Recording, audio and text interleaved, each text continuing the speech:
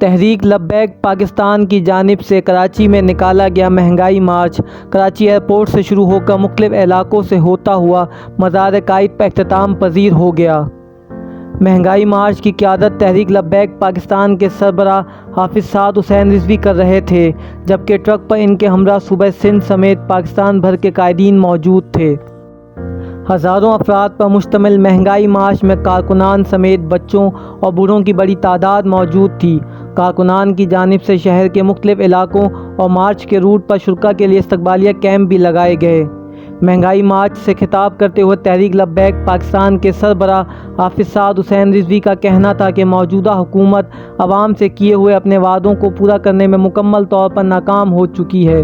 Corruption کے خاتمے کا نعرہ لگانے والے وزیر اعظم کے اپنے وزیر ہی 25 سے 50 کروڑ میں اپنے ضمیر کا سودا کر رہے ہیں۔